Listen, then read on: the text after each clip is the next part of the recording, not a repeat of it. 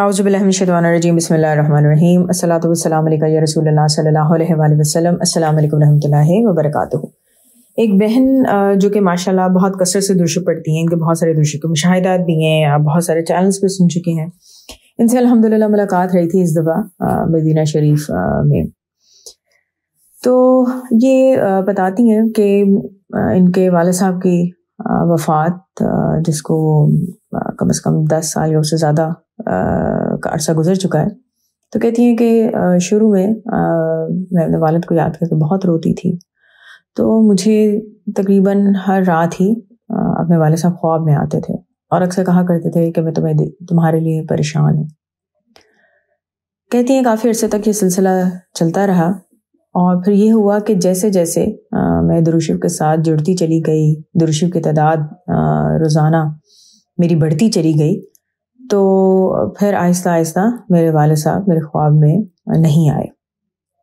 اور یہ کہتی ہیں کہ اس میں مجھے یہ احساس ہوتا تھا کہ اب میرے والد صاحب کو میرے لیے پریشانی نہیں ہے، کیونکہ انہیں پتہ چل گیا ہے کہ میں درود شریف پڑھتی ہوں.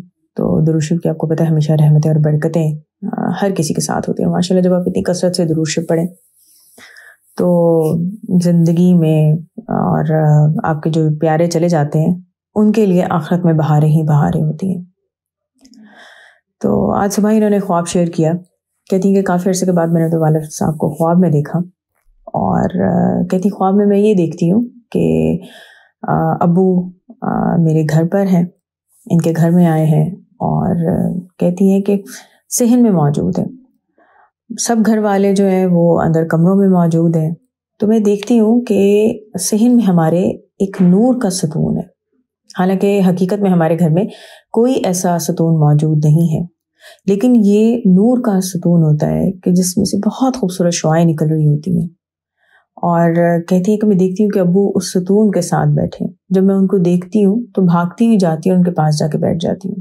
تو میرے ابو مجھے کہتے ہیں کہ میں تو سمجھا تھا کہ یہ فیض، یہ برکتیں، یہ سب قرآن کی وجہ سے ہیں، کیونکہ ماشاءاللہ ان بہن کی جو باقی بہنیں ہیں، جو حقیقت میں ان کی بہنیں ہیں، ماشاءاللہ وہ عالمہ بن چکی ہیں، قرآن کی تدریس کا کام کر رہی ہیں.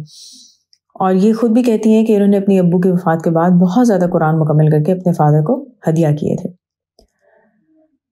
تو کہتی ہیں کہ ان کے ابو کہتے ہیں کہ میں تو سمجھا تھا کہ یہ تمام برکتیں اور یہ فیض یہ سب قرآن کی وجہ سے ہیں، لیکن مجھے تو پتہ چلا کہ یہ سب برکتیں اور فیض جو ہیں یہ تو نام محمد کی وجہ سے ہیں صلی اللہ علیہ وسلم. یہ تو اس میں محمد صلی اللہ علیہ وسلم کی ساری برکات ہیں. اور پھر وہ مجھے زور سے گلے لگاتے ہیں. یہ کہتی ہیں کہ میں کمرے میں بھاگی جاتی ہوں تاکہ اپنی بہن اور امی کو بلاؤں کہ آؤ دیکھو ابو سے ملو. کہتی ہے لیکن جب پیچھے مڑ کے دیکھتی ہوں تو میرے ابو وہاں موجود نہیں ہوتے. یہ بہن کہتی ہیں کہ جو درود شریف میں پڑھتی ہوں وہ میرے والد کے نام کے ساتھ پیش کیا جاتا ہے. اور کہتی ہیں کہ جب بھی مجھے حضور پاک صلی اللہ علیہ وسلم کی زیارت ہوئی ہے تو حضور پاک صلی اللہ علیہ وسلم نے مجھے ہمیشہ میرے پورے نام کے ساتھ پکارا ہے، کہ میرا نام لیا اور پھر اس کے ساتھ میرے والد کا نام بھی لیا. یہ بہن کہتی ہیں کہ درود تو ہر حال میں قبول ہی قبول ہے.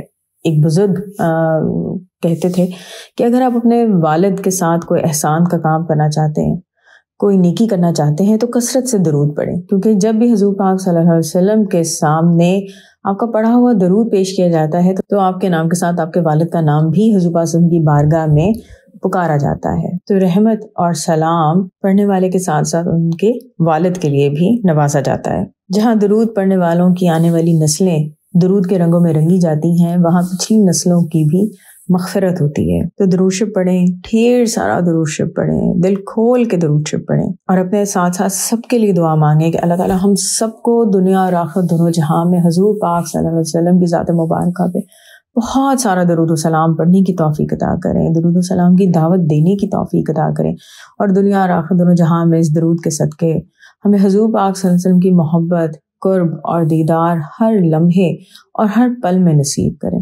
ربیع الاول کا خوبصورت مہینہ آنے والا ہے، بہت سارا درود شریف پڑھیں. اپنے کچھ ٹارگٹس رکھیں کہ میں نے ربیع الاول کے مہینے میں اتنا درود شریف پڑھنا ہے، حضور پاک صلی اللہ علیہ وسلم کو درود شریف پڑھ کے ہدیہ کرنا ہے، اپنے پیارے جو دنیا سے جا چکے ہیں ان کو ہدیہ کرنا ہے. ہمارے پیارے وہاں پہ انتظار کر رہے ہوتے ہیں ہمارے درود شریف کے تحفوں کا.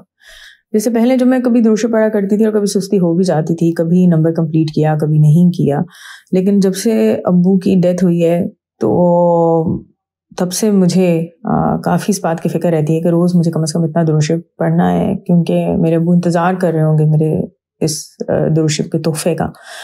اور میرے کانوں میں آواز گونجتی ہے اپنے ابو کی کہ وہ کہا کرتے تھے کہ جب میں اس دنیا سے چلا جاؤں تو روز مجھے درود شریف پڑھ کے بھیجنا ہے. اور ہم سارے بہن بھائیوں کو یہی بات بولا کرتے ہیں، اور ہم آپس میں جب بہن بھائی بات بھی کرتے ہیں تو اسی بات کا احساس ہوتا ہے کہ پہلے کبھی اگر سستی کر بھی لیتے تھے درود شریف پڑھنے میں تو اب نہیں کرتے، یا کوشش کرتے ہیں کہ سستی نہ ہو کیونکہ ہمارے ابو انتظار کر رہے ہوں گے درود شریف کے اس تحفے کا.